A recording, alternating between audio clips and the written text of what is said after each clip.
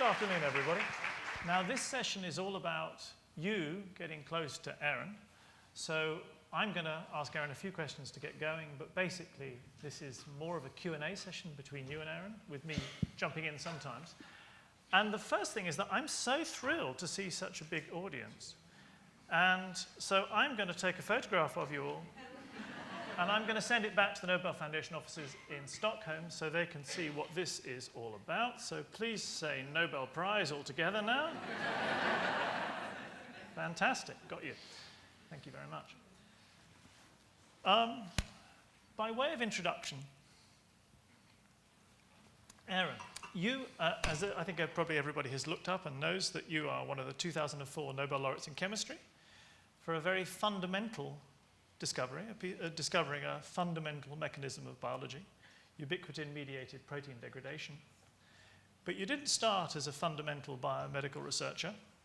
So could you tell me what your path was into research? Well, I started as, you mentioned, as a physician. I'm a surgeon by training. Actually, I never taken any course in chemistry or any systematic education in science, but then gradually, during my residency in surgery, I felt that I need to understand better mechanisms of diseases rather than treating diseases, and I shifted to science, and I teamed with Avram Hershko, who was my mentor for several years, and it was kind of an adventure because he himself was just a non-tenured assistant professor. He started his career at that time. He came back from the United States, training with Gordon Tompkins in the University of California in San Francisco. And out of several mentors that I was interviewing, or they interviewed me, he looked to me like the most adventurous because he had this idea of looking for a proteolytic system, protein-destructive system. The lysosome was known at that time. Already, Christian de Dive got the Nobel Prize for the discovery of the lysosome. But the lysosome had some disadvantage, or not a disadvantage. The lysosome didn't answer scientists how proteins are degraded selectively. Because the lysosome mostly, now we know the mechanism. This is the Nobel Prize of last year for autophagy, that the lysosome acts on mass. So it takes pieces of the whole cell and engulfs them and degrades all the protein in a non-selective manner. But people knew that if there is a single molecule in the cell that gets mutated or misfolded or inactivated from any reason, then the cell has the capacity to identify out of the billions of molecules that are floating around this single one, pick it up and trash it. And the question was, of course, what is the system? And so we discussed the idea. There was no... People ask me, why did I fall in love with the ubiquitin system? I said, I didn't fall in love with the ubiquitin system, because there was no ubiquitin system.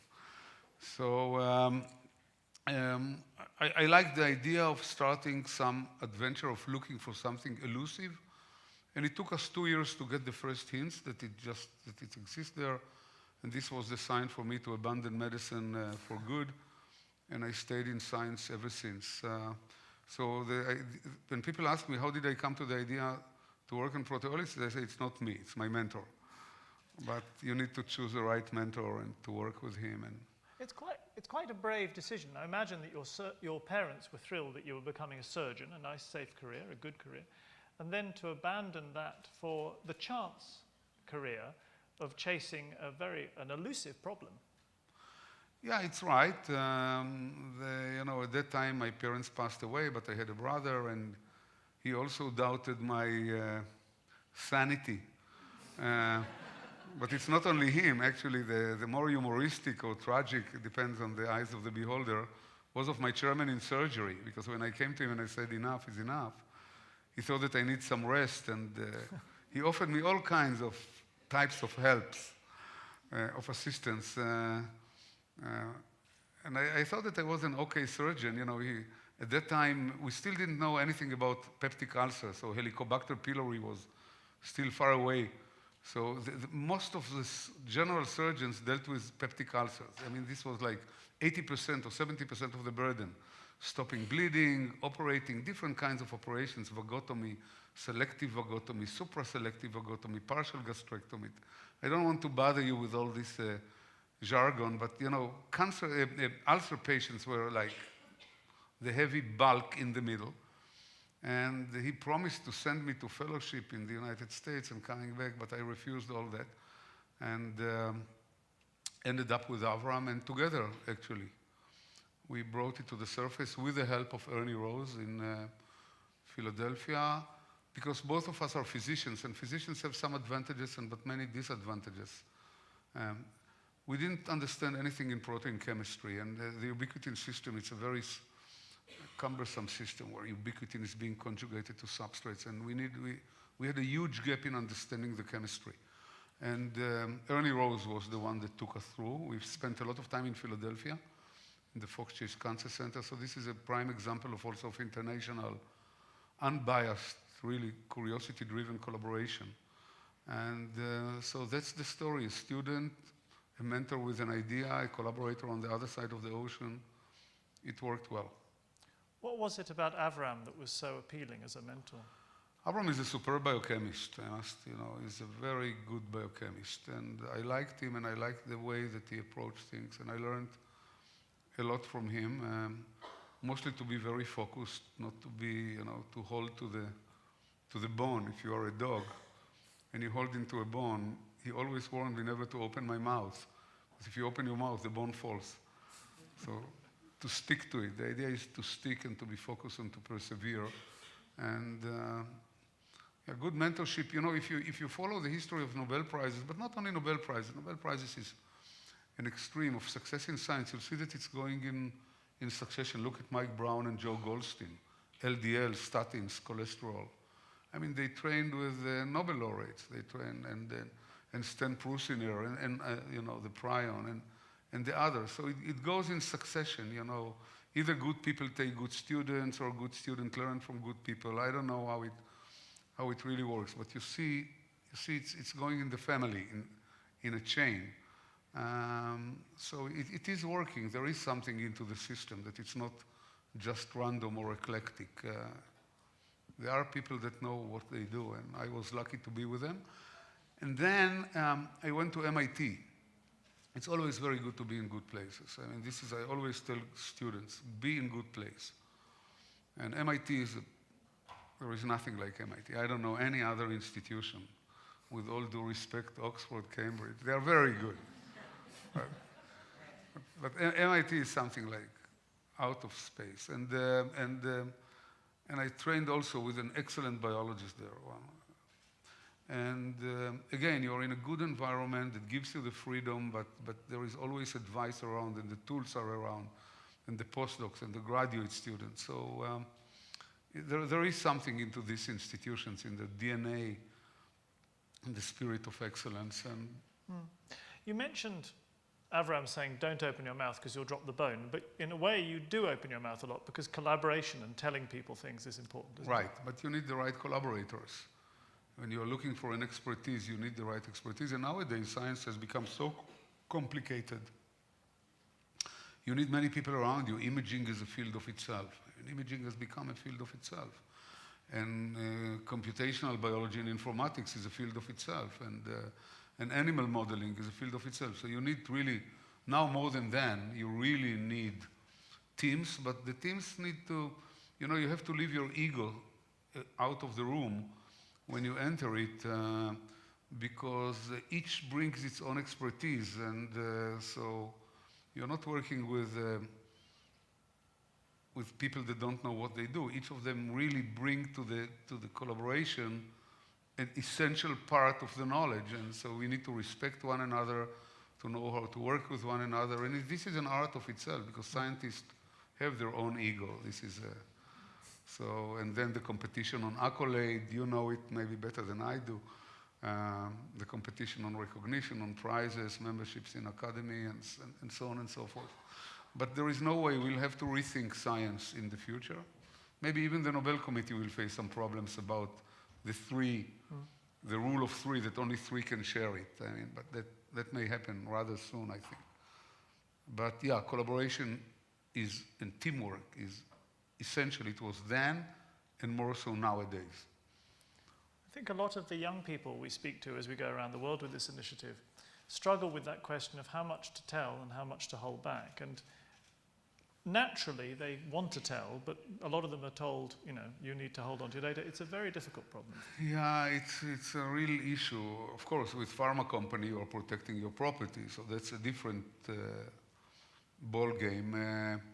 But even in science, in the old days, it used, you know, scientific meetings used to be place of exchange. Nowadays, you don't talk unless you know that the paper is already in print, and in 2 days it will be out. Therefore, I avoid going to conferences. Why to waste time crossing the ocean with an airplane if 2 days later my computer will find the paper anyway published? So we lost a lot in science, but it's not only that. You are less exposed to it, but in the academia we are much more exposed to it because your promotion and your funding is much dependent on where you publish, not what you publish so much, but where you publish. You know, Nature, Science, all these biggies, and we didn't have that at the old time. You know, impact factor, the computers brought it. You know, at the old times, I went to an institution that somehow vanished. It's called library. There are no libraries anymore. My library is my little box that I'm carrying with me all over the world, the computer. So the culture has changed, and in my opinion, to the worse, because we became very busy, and you are not there. But you know the citation, the H factor, and the best tool, and people are always discussing what is the best tool to assess a scientist. And the scientists that are so busy, they look for a magic number that will engulf a whole scientist's life. I mean, give me a number and I'll tell you who you are.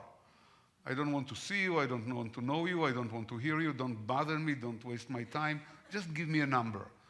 Actually, the librarian gives me the number. You send the CV to the library, you get back on the computer a number, and that's how your fate is being determined. It's very wrong, and we need to free ourselves from this culture, because it will lead us to nowhere.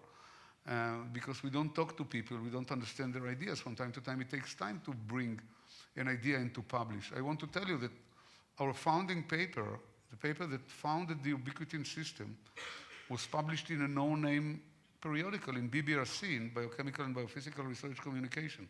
I still publish there because I like it. The impact factor of the journal is like 2 point something, I don't know even. Nothing. I mean, respected people don't go there. It's only junkies like me that go there. This is the founding paper of the ubiquitin system, and I can mention to you many others with P53, and you know, really critically important paper that somehow authors were rejected because they are not in the club and so on, and they went to side journals, and you know, major discoveries came out. We should really change the culture of science in many ways. We are going the wrong direction. It's also the dominance of these big journals, these periodicals. They are really dominating the field in many ways, and it's also costly to publish there. You know, there are many issues there.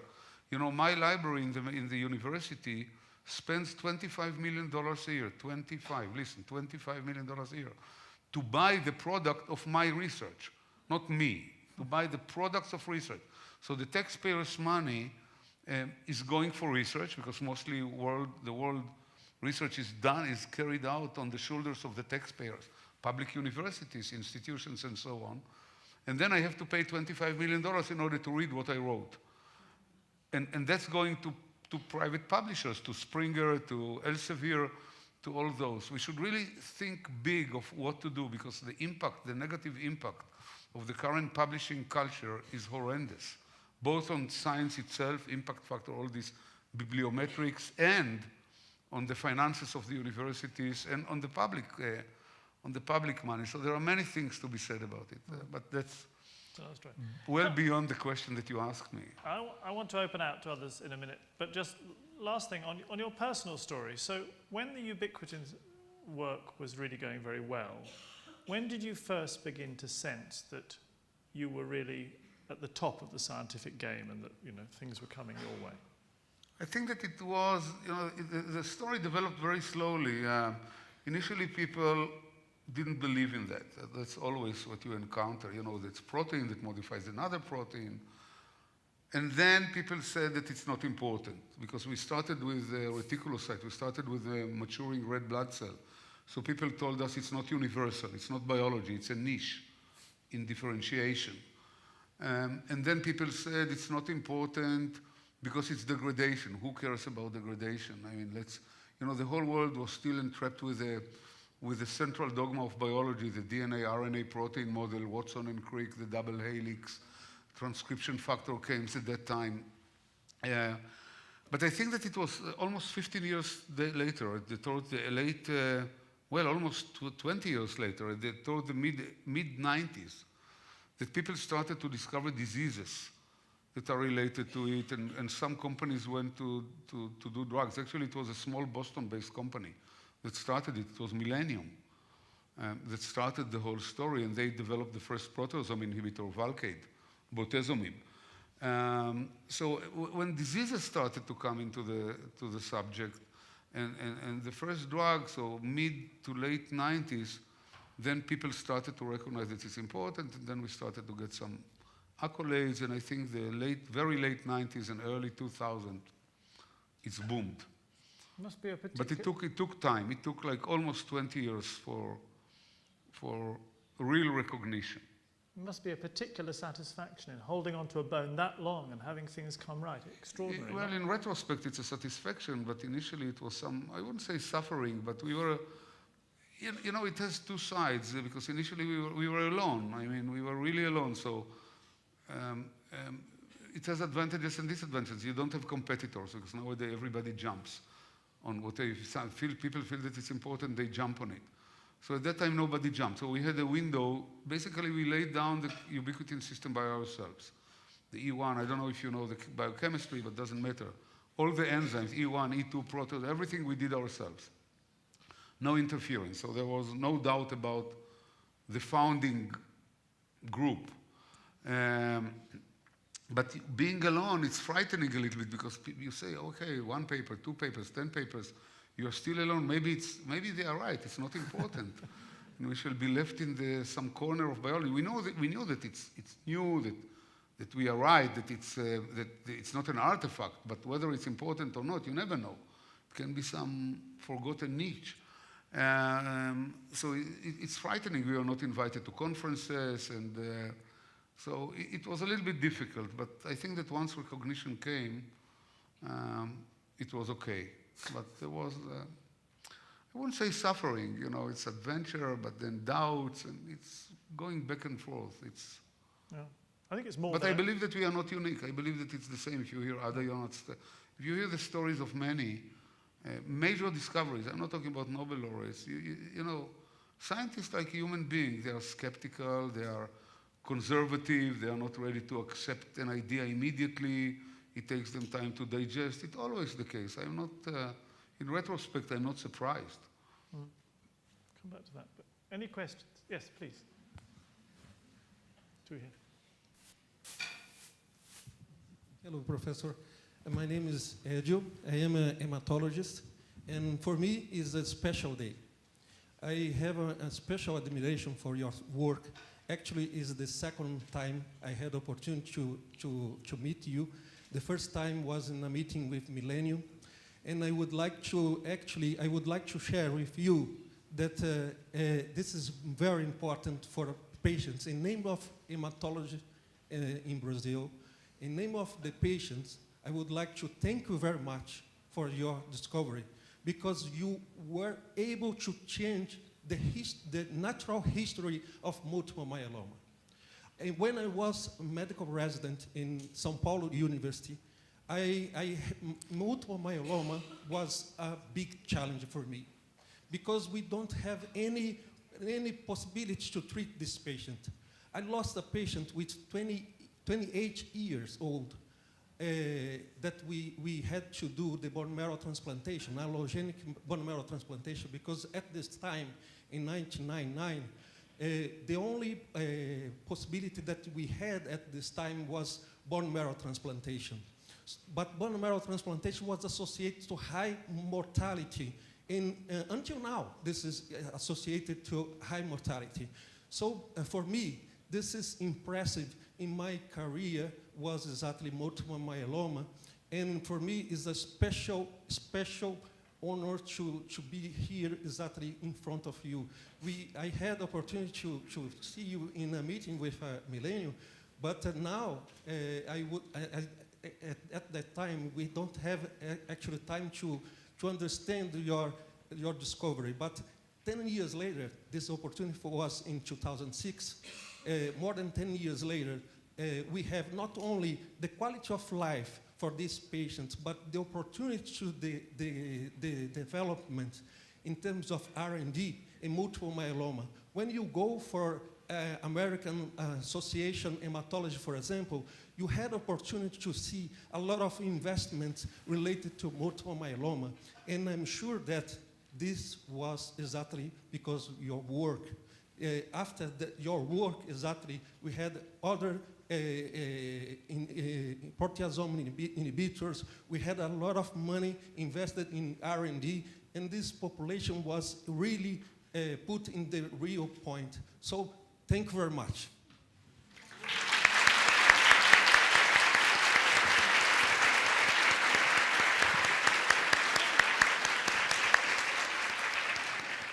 Yeah, just one comment. First of all, thank you very much for the warm words.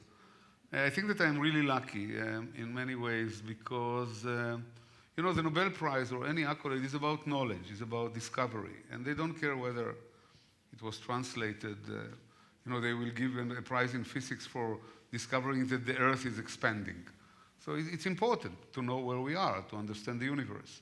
But I think that I was lucky in the sense to have seen this baby being born from an idea about that there may be some elusive system that degrades protein all the way to the development of drugs and being associated with patient society and seeing hundreds of thousands of people improving their lifetime or even rescued, I mean, saving their life. I myself am a physician, and during the time that I was a resident, people died, as you said, of multiple myeloma, and died in agony, not only died, with huge suffering, renal insufficiency, pathological fractures, infections, bleedings, whatever, you know, it was the worst disease. I mean, it was an unbelievable disease. And now, many of them are cured. They live 10 years with high quality of life.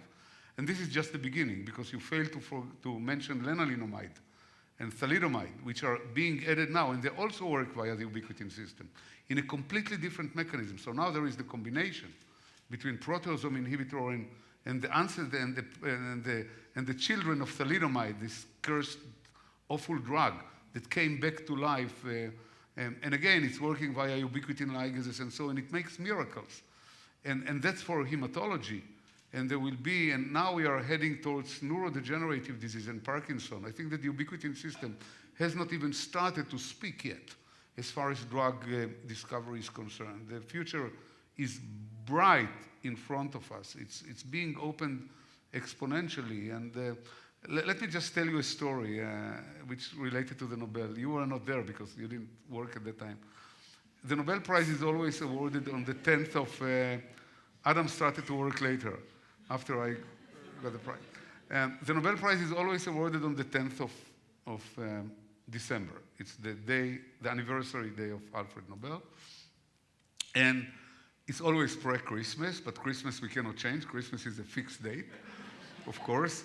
But there is always a Jewish holiday around that time, which is called Hanukkah. So, and it's a very nice holiday. It's the liberation. It has to do with the temple in Jerusalem.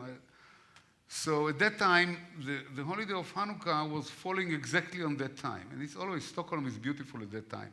All the Christmas lights, all the shopping, everything. The days are unfortunately short and it's cold, but the sun rises at 10 a.m. and sets at 2 p.m., and it's not really rising, it gets over the horizon. But it's nevertheless, it's a very nice season.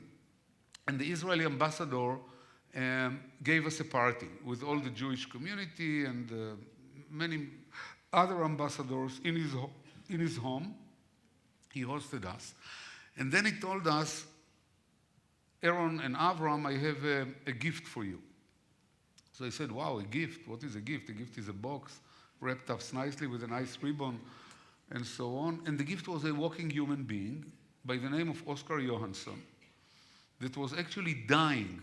Remember, it's 2004, and Valcade, bortezomib, was still experimental, even in the United States. It was approved by the FDA only as an experimental drug at that time. It was the very beginning, 13 years ago. And he was dying in Karolinska Hospital, next to the Karolinska Institute in Stockholm, of multiple myeloma. Actually, the priest was already called to his bed for the last confession. And somehow the physicians heard about this experimental drug, and they flew it from the United States to Stockholm. And he was the first Swedish patient to get it experimentally. And within 3 weeks, he was walking on his 2 legs, completely disease-free, completely disease-free. And he came and shook our hands. And I looked at him as a physician, of course. I looked at his eyes. He was not pale, no anemia. His handshake was like strong and healthy. No remnant of the disease. By the way, he is alive to this very day. He is alive to this very day. And he came to thank us for giving him his life on a silver platter. And we had to admit that we had nothing to do with the drug.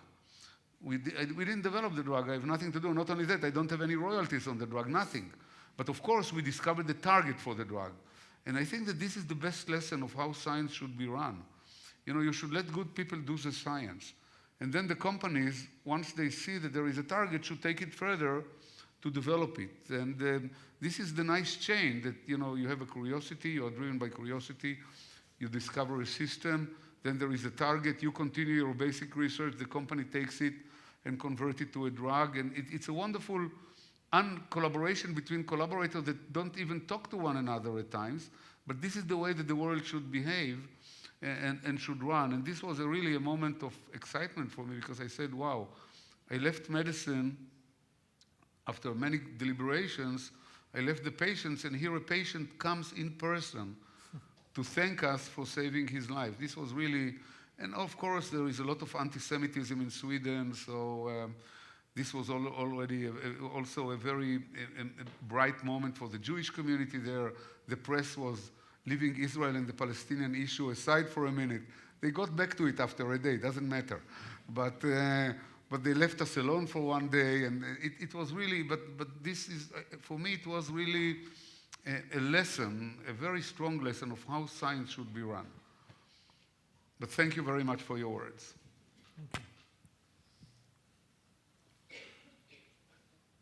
Thank you, Professor Aaron. It's a pleasure to have you here. What do you think is the next frontier of medicine? We are being talking about precision medicine. What do you think is the biggest challenge for medicine in the next 10 years? For medicine in general? Yeah, very broad question. Well, I think that cancer is still big with us. There are some oncogenes like RAS that are resistant to treatment. I think some of the progress will come still from the ubiquitin system by what we call PROTACs. Thalidomide is a PROTAC. It's a proteolysis stimulating chimera. So it brings together the ubiquitin system and the target protein. It's kind of a molecular glue. So you are, what is a glue? A glue is something that can glue things that may not even belong to one another. I can take a glass and glue it to the wall, right? So you take a molecule that is not degraded and you put it together with the ubiquitin ligase and you degrade it. So that's what thalidomide is doing. So I think that even for us and for others, for aggregated proteins in the brain, the ubiquitin system will play a major role. Therefore, I see a bright future for the system. Because it's a platform. We didn't discover a protein. It's called the ubiquitin system because ubiquitin is one protein, but there are 2,000 proteins in the system. And they are doing a great job all over the place. There is not a single cellular function that I am aware of that ubiquitin is not involved with. It's really big. So I think that cancer is still with us in a big way. And of course, brain diseases are still with us, and in a much bigger way, because with cancer we are making a head-on immune therapy. We start to sort out what's going on. With brain diseases, we are lost. I mean, Alzheimer, Parkinson, we are really lost. All kinds of dementia, Huntington, ALS. Think about ALS. It's an orphan disease, but it's horrendous.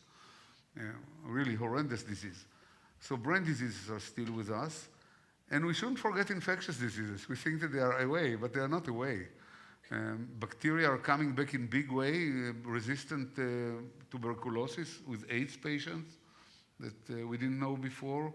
Viruses. I mean, we don't know what to do with viruses. Well, we have all kinds of, we did a lot of progress with HCV, with hepatitis, not only A, B, but also C and others. But think about respiratory syncytial virus, RSV. I mean, there are many, many viruses that are still killing a lot of people, and we still don't know what to do with them, even children.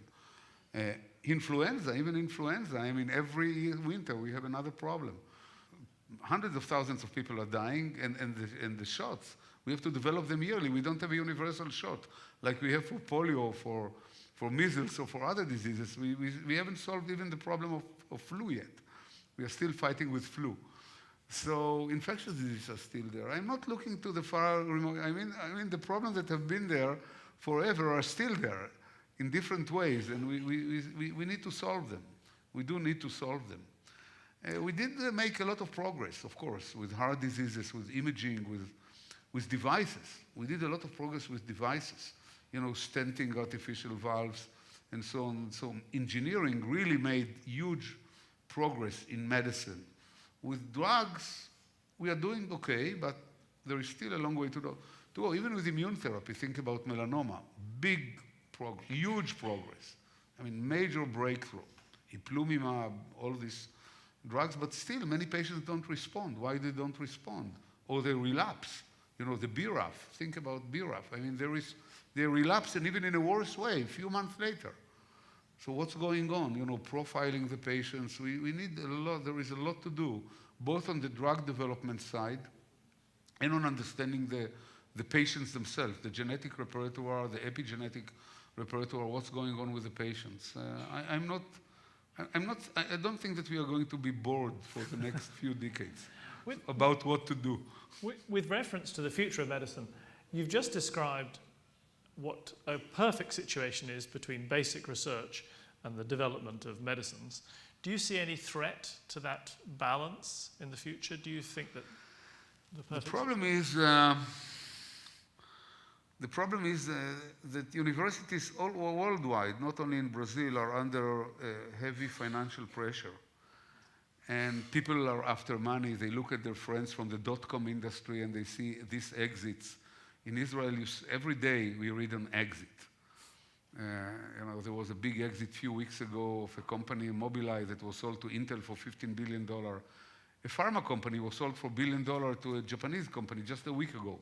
It's called Neuroderm. They sell, they developed, actually they don't have yet anything in the market yet, but they have something very promising. It's a pump that pumps in a soluble form of I think of levodopa for Parkinson. So they were sold for $1 billion. And people see it and they want to make easy money or quick money. And the university also exercises huge pressure on scientists to go to what they call translational research. It's a new buzzword. When I grew up, there was nothing like that in the dictionary. So applied research. And I always try to explain to my president in the university, I'm not sure that he's either listens or wants to listen or think that I'm some lunatic or I don't know what, that in the word translational and in the word apply, there are always twins. You apply basic to practical, or you translate from one language, from the basic to, if everybody will do translational, nobody will do the basic, then at the end there will be nothing to translate from, or nothing to apply from. And I think that the universities are also confused. They try to become pharma. They open screening facilities, and they do their own screening initially, and they try to develop drugs and to come with a more finalized or more mature product to the market, or to the venture capitalist or to the angels or to the pharma industry, to tell them, yes, we have a drug. All what you have to do is to do phase 3 clinical trials, because that's cost so many billions of dollars that we cannot afford it. I think that it's a mistake. We should stay where we are. We should stay with basic, fundamental research. Yes, we should protect our IP like you protect your IP. We should have a very good IP authorities that will protect, that the university will take its share once and the contract can be any contract. It can be in royalties, it can be in earnings, it can be one lump sum, whatever. I mean, I don't, an issue of discussion. So the university should enjoy the knowledge, but they should not spill over into generating a type of knowledge or that belong to the pharma companies. They should really remain where they have been traditionally and historically. That's the place, because we are deviating. We are really deviating. We go where we shouldn't go. And I'm afraid that by going into where we shouldn't go, we don't stay where we should stay, because the manpower is limited, the resources are limited, and we are abandoning basic knowledge, innovation, for the industry. And we shouldn't play this game. We are not pharma. We should not play the game of being pharma. It's a big mistake, but we are tempted to do it, and it takes courage and good scientists and very good IP authorities and very good technology transfer authorities, so the negotiations will be easy between the academia and the industry in order to build this infrastructure that will give the universities the earnings and the finances that they need in order to operate their basic activities, to run their basic activities, so that others will do the billions of dollars, and we shall take part in these billions of dollars. So that's the whole idea. But it takes a lot of thinking and evaluation, and you need leadership. You really need a good leadership to do it. Sounds like you should be the leader, though. What? Sounds like you should be the leader. More questions, please. Please. Hi, it's a pleasure to listen to you. I work with patient advocacy groups, and I would like to know, how do you see the relationship between patients and physicians in the future? Yeah, I'm not directly into it, because luckily, I'm not with patients anymore, except that I'm seeing them eclectically, because I'm the president of the Israel Cancer Society and the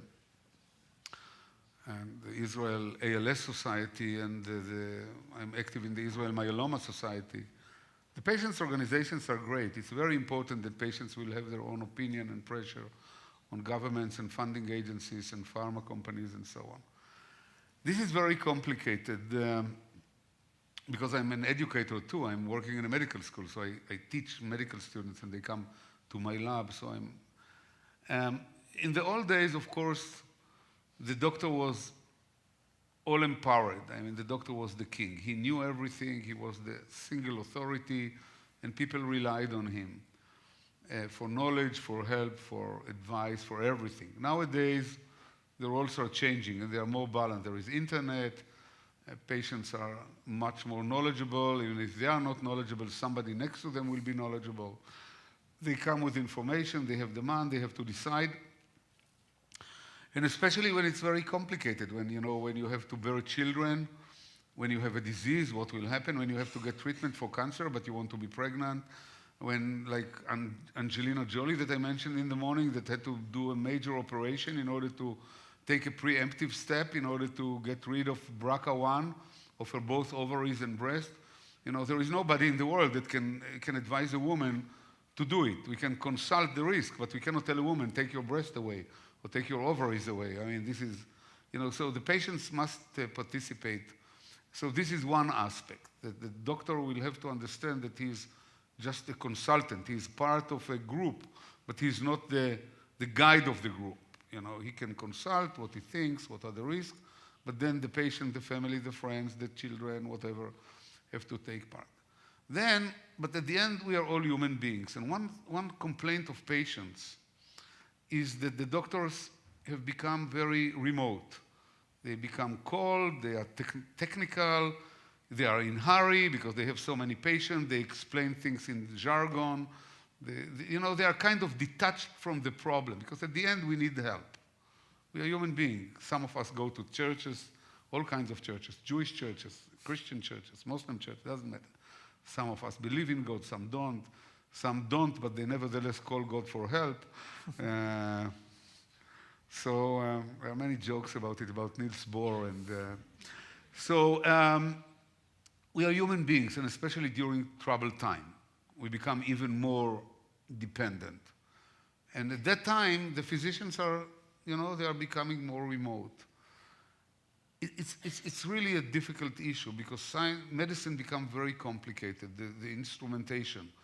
You know, at the old days, there were people that were dealing with X-ray. So there was now there are no X-ray people. There are brain radiologists and there are brain invasive radiology. So invasive radiology, when you inject contrast material to the brain, is not like brain imaging. So it's very different. And there are brain oncologists, brain neuro-onco radiologists. So the splitting within the profession, there are no cardiologists anymore. When I grew up, there were cardiologists. There are no cardiologists anymore. There are ultrasoundists and intensivists and catheterization and stentists. And I mean, the profession of cardiology is divided now into 11 different subfields. Each has its own expertise.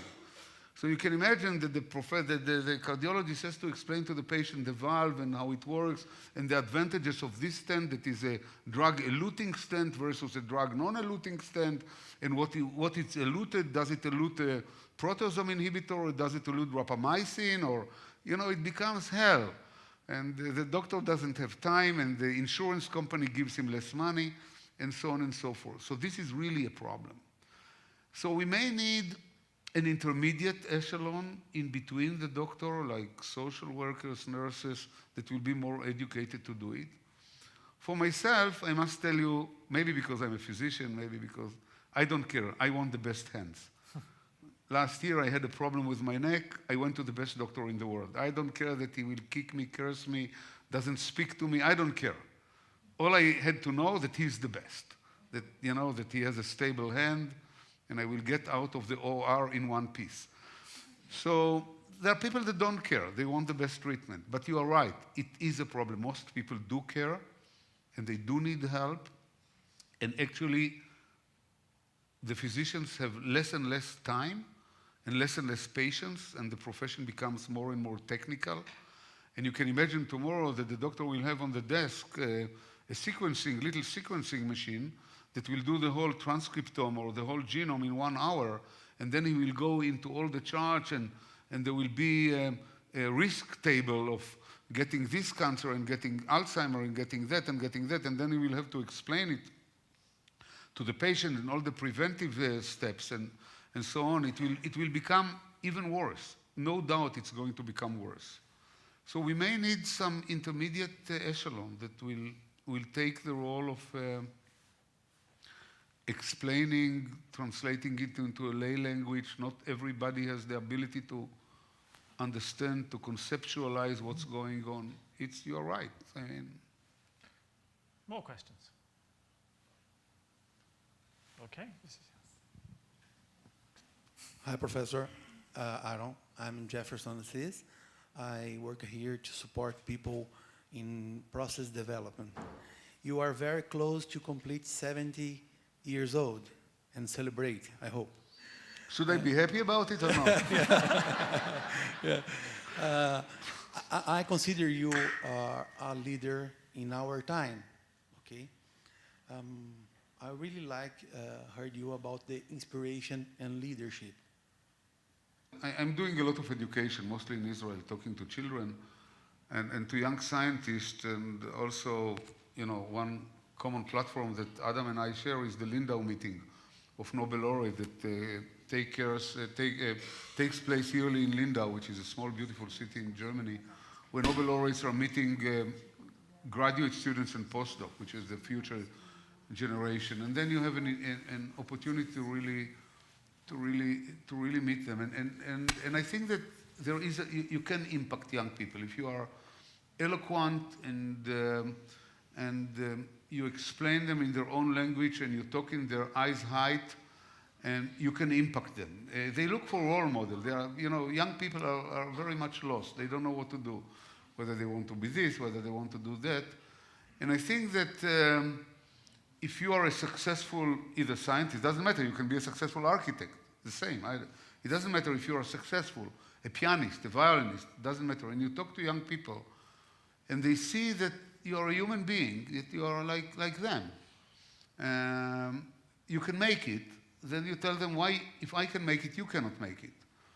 And especially, you know, for me, it's much easier because I'm coming from a very small, troubled country. But it's a very successful country on the other hand. we are surrounded by enemies all the time, that there is war erupting every here and there, and lots of hatred around. The Muslim world is basically collapsing around us. Hopefully they will not collapse on us.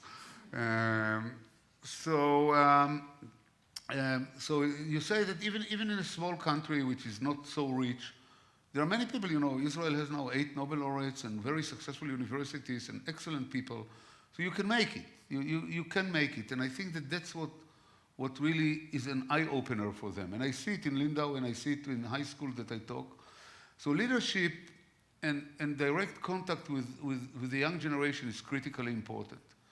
And I think that one of the disadvantages of the political leadership that they don't talk to the people. They become, even in Israel, they are isolated. They live in an ivory tower instead of going down. Well, they go down only before elections and promise all kinds of promises, but then, of course, nothing comes up. But I have nothing to promise, so I'm clean of that. I don't have any vested interest. So you see it whenever I meet young people all over the world, and I talk to them in their own language, and I tell them, look, I'm wearing jeans and these Crocs or whatever, and they see that it's I'm not saying that it's simple. I never oversimplify, and I don't sell a merchandise that I cannot sell. But I tell them, guys, you can do it. You can do it. Not winning a Nobel Prize. That's stupid. I mean, you shouldn't aspire to accolade, but you can leave an impact behind you. You can do it. You can do something meaningful during your lifetime. Be a good lawyer and then contribute to society your time. Being an architect, being a dancer, being a pianist, being whatever. But do it professionally. Be an expert. Don't just do it like that. Think about it. Think about your career. Do something. I always give an advice to young people. Whenever they ask me what to do, I tell them I don't know what you should do, but do something that you are very good at. Basically, make your profession your hobby.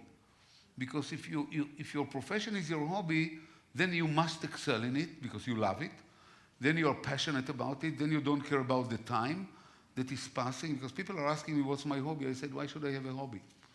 I'm in science. I love it. That's what. And then there is a stupid university that pays me every month for my hobby. So every month they put a check in my bank. So no, I'm not joking. It's nice to put it in a humoristic way, but it's true. If you do something that you love to do, so I tell students, don't be under the pressure of, there are societies. It's very interesting. Societies are very different from one another. It's a very deep cultural issue.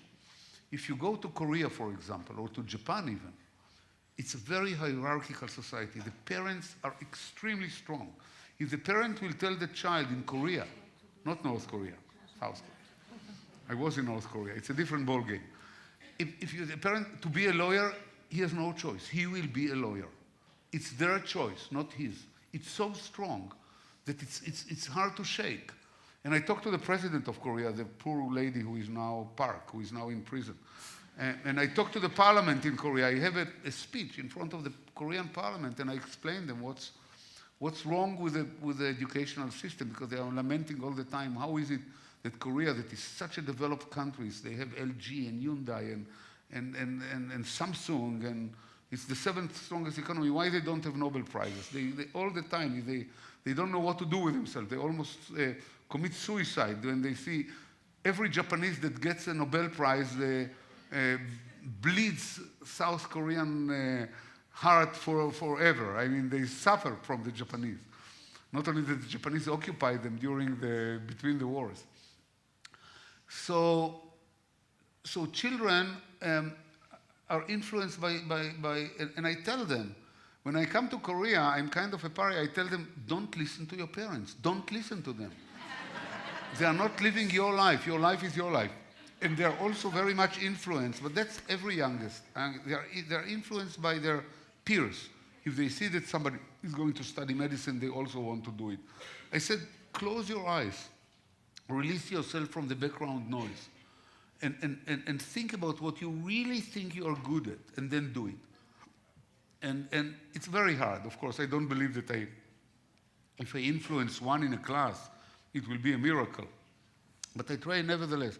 The Israeli society is very much like me. They don't ask anybody. They do whatever they want to do. There are no parents, nobody. The parents are only to give them money. Otherwise, they don't need them. So you see the cultural difference in different, it's amazing to see because I'm traveling a lot and I'm seeing different, I'm witnessing and I'm seeing different cultures. But I think that leadership, I wouldn't say that I'm a leader, that a role modeling is critically important for children. And they want to imitate it, but it has to be authentic role model. And then they follow it up. I don't know whether I answered your question, but. I think you answered that beautifully, and I think you also illustrated what this initiative that we do together is all about. So thank you very much indeed. That was the perfect end to what has been a perfect session. Thank you, Aaron.